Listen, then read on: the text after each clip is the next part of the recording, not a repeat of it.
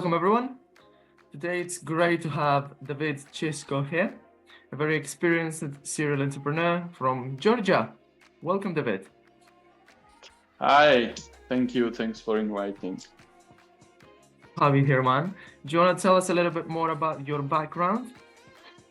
Okay, yeah. So I was born in Georgia in a long time before.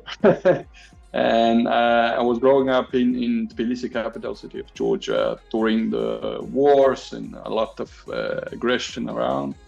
And then I got my degree. I have a bachelor's degree in the IT field. And then I worked 10 years in IT. So I was working from hardware to software in many fields of IT. And in 2016, I started my first company. Which we grew into 8 companies around the globe with different directions of the business. And now I'm proud of owner of Tsitsko Holding, my company that is owning all of them. Amazing. And you mentioned, before we move on to the business and move the podcast forward, you mentioned you were in a town that was a bit rough, right? Yeah, so it was 90s, and it was Tbilisi. In Tbilisi, there was a civil war when I was growing up. So when I was 5, 6, it was very rough. We can talk a lot about my childhood and those rough times, but I think this is also part of the character that comes into you after you've seen a lot of violence and a lot of things that should not be the children. But yeah, that was my experiences. Would you say that, well, this was necessary in a way for you to become the version of you today, sitting there in front of me, so strong and so experienced? Yeah, I mean, I don't brag, or I don't say that I'm strong, but I think there are a couple of things I want to say about these topics. First, I believe that rougher past gives you stronger character. So in order to, I always say that in order to achieve something, you should be a little bit hungry because that's my mindset. Second, I don't think that only strong people are surviving or achieving the success. I think the most important skill is to be like a water, to be able to be in the shape or to avoid the stuff. Adapt. So it's not adaptability is, I think, the greatest skill. And when you're a child and there is a violence, you can't be strong, because when the people are shooting at each other with the machine guns, you cannot do anything. And so I think the greatest skill, I would say, is adaptability in terms of the success as well, and the same I would say for survival in the rough times. I see. Do you want to tell me more about this business idea, how it started? Because you said you are worldwide, right? Yes. So I own company in Europe, I own company in US, I own a couple of companies in Georgia. Yes. So I experienced it, all of the stuff, I would say. Yeah, how it started very easy. It started me and my, let's say, colleague. We were not really friends, but we just knew each other from the job, because I was working for a company and he was working for a contractor. And, we just met, we just discussed a couple of ideas.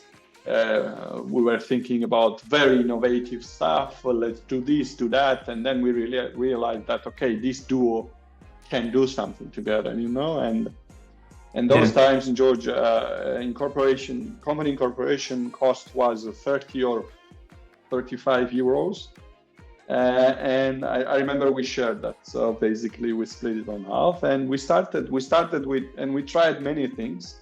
That was not like a certain idea or certain topic. And we never did anything startup related or very innovative, even though we tried some stuff. We were very much focused on earning some money, I would say. And we tried many things. We failed many times. We failed very hard. We failed not so hard. But then at the end, we realized that, okay, this could work, and let's focus on that. And at the end, before I sold my first company, we were distributors of the data center hardware. So this was first company's main topic. But currently, I'm mainly into energy business. So we do critical power infrastructure. We are selling generators. We are selling UPS systems. We have a distribution department, so we are building power transmission lines and all the accessories that is needed in order to distribute the energy. And just now, last year, we started metal fabrication factory, and we are building transformer substations. So it's very boring energy terms, but this is like ground to everything. Because without electricity, we cannot do much. Currently. Yeah, exactly. This is what I do. Sense. Yeah, I tried to do retail. So we had an online shop. We were selling. I tried to do wine. I tried to do some exporting the stuff, but currently I'm focusing on the energy. And currently I'm starting new venture just now. This is ongoing process in the development. So we are thinking to start renovation business and to continue that with the construction and shit. So this is my main topics currently. All right. And what would you say would be the biggest game changer for your business in the past year, last 12 months? I think so. It was I was living abroad. I was living 2 years, not in Georgia, and I just come back 2 months ago. I think the biggest thing, there was two things. One, that last year we decided that we are coming back with the family to Georgia. This was a big thing. And as for the company, for my energy business, we started factory. It was a very big investment. It was something very new for us. And we started production, and we succeeded. And currently we are thinking to expand it more and more. So I would say factory investment was the biggest thing. All right, I see. Is there a mistake that you made particularly in that past year that you remember you learned a valuable lesson from?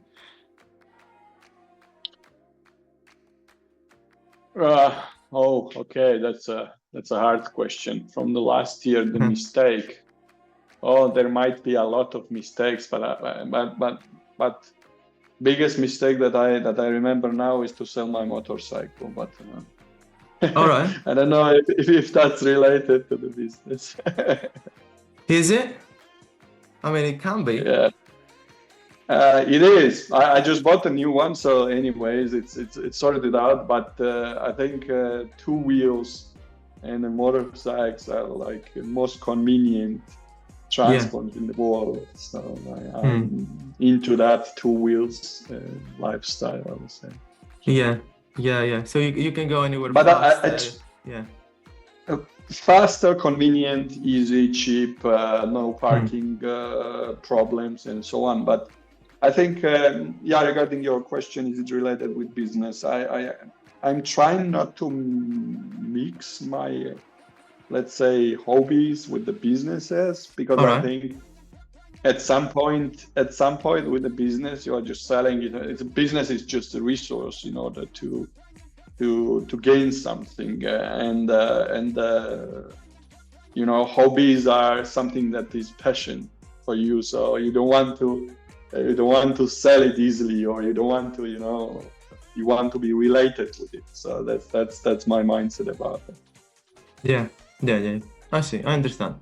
Okay, so is there a question that you get asked most often about your business? If I'm talking about the let's say holding wide, and when I'm saying that, okay, I'm 35, I did that, people they don't ask, but I can see in their eyes that they don't believe. This is first thing. And this is usual because I mean, in my age, it's not easy to get those things sorted out, I would say. But that was not because I'm something super, that was just a dedication, and that was just a hard work. That's it. And first thing is always like, you can feel that when you're talking about yourself, people don't believe it, and this is like a first. But usually the biggest question is always how you manage, or how can you deal with all of this. And I always say you need to sort it out. You need to somehow manage the time, somehow manage what is important, what is not important, and that's it. It's nothing impossible. Yeah. So when you mentioned they didn't believe in you managing all this stuff effectively, or in the business in general? No, mainly the people, even in my generation or older, if they are asking me, okay, what do you do? And then I say, okay, this, I've done this, I've done that. I feel that they don't really believe what I'm talking, because they like, okay, they think maybe I'm overtelling some stuff. But now I decided not to talk a lot, but to show by the business and results. So usually if I'm getting asked what I'm doing, I just say that, okay, I'm doing something one, and that's it. But of course, it's not possible to be CEO of 8 companies. I'm not CEO of 8 companies. I'm owning them. But I have very nice partners which I can rely on, and we're doing a lot of amazing stuff together. And this is not only, I mean, this is the team effort, including my family, my wife, my daughter, my parents. So it's not like one man band. Never. I don't believe that. I understand. You have to have your army. You get me? Yeah. Nice. I mean, I even though there are like very big guys and very big numbers in the world that say that, okay, these particular persons are wealthy, or these particular persons are most important, this is not true. Actually, the team is important, and always the success relies on some other people, your success, because alone you cannot do. You cannot, okay, you are limited. You have 24 hours per day. You cannot do like 10, 20 people work. You can do max 2-3 people work, okay, if you're lucky, but you cannot do more than that. So I would say it's always team effort, and it's always like when you are pushing forward, or when you are developing yourself very fast, there are always the people around you, including your family, who is supporting. But this support is not like on the front page, but this support is somewhere in the middle. But this is like most important support that you are getting.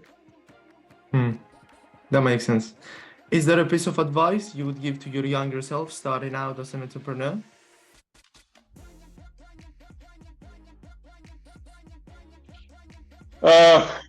That's a very good question, and it's not easy to answer, because I remember myself, and it's a very interesting story. So I was more into the art, and I was never imagined myself into the business, and I was never really into that part of the world.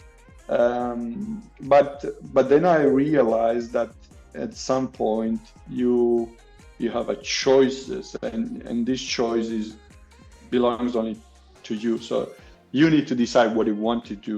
And I would say to my younger self, I started pretty late the business.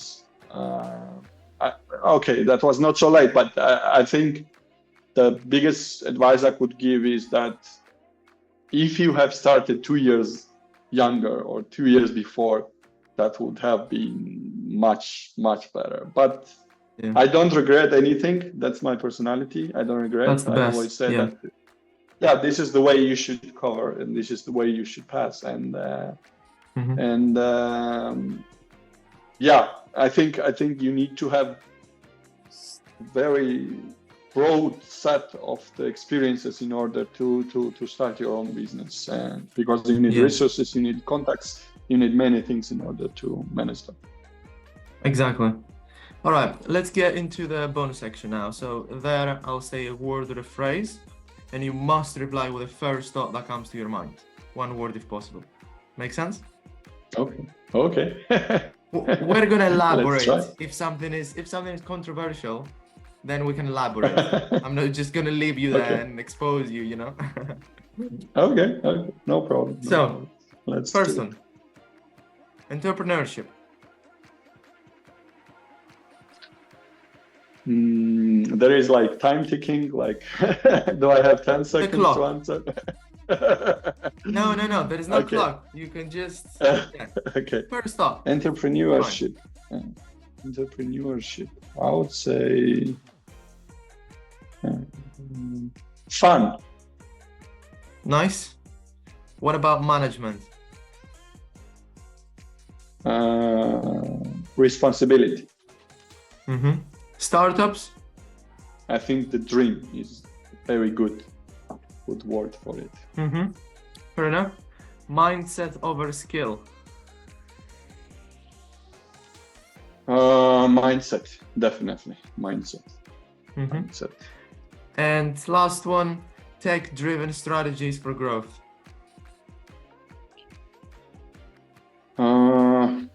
Tech-driven strategies for growth. Innovate, I would say. This is most important. Innovate. I like it. You know, in management, you said responsibility. Is there a particular reason for that? Yeah, I think I don't believe that there are managers who finish their MBA and they are very good. Sorry for that, but I think there are natural born leaders, managers who approach the topic very responsibly, and I think this very important but the character to be responsible gives a lot of pros for the person in order to be a manager. For me, it was a long time when I was CEO of my first company, and the biggest thing when I was managing like even 2-3 people was the responsibility over them, and I was really serious about it. And I think for the management, most important thing is to be responsible and to take this responsibility on you, that you can do that and you can manage that. That's fair enough. Why mindset over skill and not the opposite? I agree with what you said, but let's dive into it. I'm working currently on one project, and most probably we will start that. So I would love to have small rubric with the biggest business media in Georgia. It's like a 1 minute. And when I was thinking about the name of it, I came up with the name of Mindset, but in translation in Georgia. And I'm thinking for last couple of, actually 2-3 weeks about this a lot. How or why or what should be. And when I'm thinking, what gives you like this push, or what gives you this kick in order to not feel comfortable and to succeed, I think is to the changing of your mindset. So in order to change your mindset, you should pass a lot of psychological or mental, parts or mental states in order to come up with the mindset that, okay, I can do that. Because I remember myself, I was really, I cannot do that. And even though I was capable of it. So basically, the mindset is very, very important. And skills you can learn. I mean, skills are learnable. You can easily go 100%. And learn that, Just try, fall down from the bike a lot of times, you will learn a lot, yeah? So my idea about this topic is more focused on the mindset and how to change that and what to do in order to do it. Because my story from my stable job, which was very good, and I was working for an international company. The salary was very good, and the environment, the job, everything was very good. And at some point, I realized that it's very good, but at the same time, you are capable to develop yourself much faster, but there is no certain path for you here. So if you want to develop much faster, you should do something not really comfortable. Yeah. So I said, what skills I do get? These are my skill set. Yeah. Okay. I can talk. Communication skill is good. This is good. This is good. I'm organized. Okay. Where can I use these skills? Okay. I can use that a lot into business, because into business, you don't have much of the limits. Yeah. Beside the law or some kind of natural limits that should be. You don't have limits how you're going to expand. Yeah, you can push as much as possible and then see the results. So I think mindset is more important in that manner. Mm-hmm. Brilliant. Any last words from Davit before we close the pod?